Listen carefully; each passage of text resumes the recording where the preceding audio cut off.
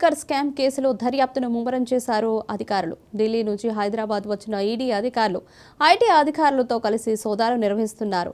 BRS MLC కవిత ఇంట్లో ED IT సోదాలు చేస్తోంది. మొత్తం 4 బృందాలు తనిఖీలు నిర్వహిస్తున్నాయి.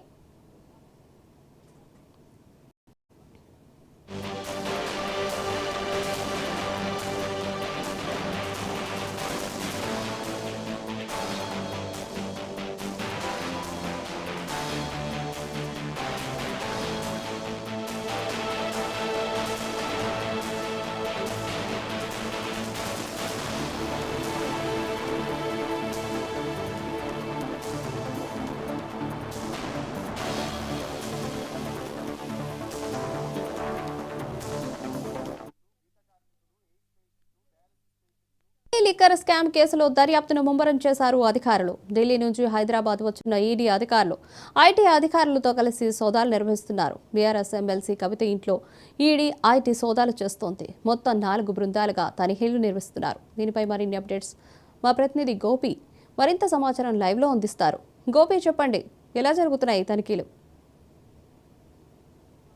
ప్రస్తుతం ఏదైతే ప్రస్తుతం మనం కవిత నివాసంలో ఉన్నాం. ఉదయం నుంచి కూడా ఐటీ సోదాలు నిర్వహిస్తున్నారు. ఏదైతే గతంలో లిక్కర్ స్కామ్ లో ఏదైతే ఆ స్టేటస్ తీసుకున్న అధికారులు ఇచ్చారో దానికి సంబంధించి 41 జియో సంబంధించి ఏదైతే 41 నోటీస్ సంబంధించి ఈ రోజు మాత్రం ఐటీ సోదాలు ఇటు ఈ మొత్తం 4 బృందాలుగా ఏర్పాటు చేయడంతో పాటు సంబంధించి ఏర్పాటు చేసినట్టు కూడా తెలుస్తుంది. మరోవైపు ఈ ఐటీ సోదాలకు సంబంధించి కవిత గతంలో ఏదైతే లిక్కర్ స్కామ్ కు సంబంధించి ఏదైతే వాళ్ళు నోటీస్ ఏదైతే సుప్రీంకోర్టును ఆశ్రయించిందో దాంతో పాటు 41 నోటీస్ సంబంధించి వాళ్ళు ఇన్ని రోజులు గడువు డేట్ ఇవ్వడం కూడా జరిగింది. ఆ రోజుతో ఈ రోజు నోటీస్ సంబంధించి 41 అధికారులు ఇక్కడ చేరుకున్నారు. ప్రస్తుతం ఉదయం నుంచి కూడా ఇక్కడ ఐటీ సోదాలు నిర్వహిస్తున్నారు. దాంతో పాటు ఏదైతే రామచంద్ర కావచ్చు, ఇటు శ్రీనివాస్ రెడ్డి వాళ్ళ పేరు నమూనా ఉన్నది కాబట్టి వాళ్ళ పేర్లు కూడా ఇక్కడ వాళ్ళని దర్యాప్తు చేస్తున్నట్టు కూడా తెలుస్తుంది. మరోవైపు ఇప్పుడే ఉదయం నుంచి నడుస్తున్న ఏదైతే ఐటీ 4 బృందాలుగా ఏర్పాటు చేసి దానికి సంబంధించి అన్ని రావుతున్నట్టు తెలుస్తుంది. ఇప్పటికే దానికి ఐటీ అధికారుల నుంచి ఎలాంటి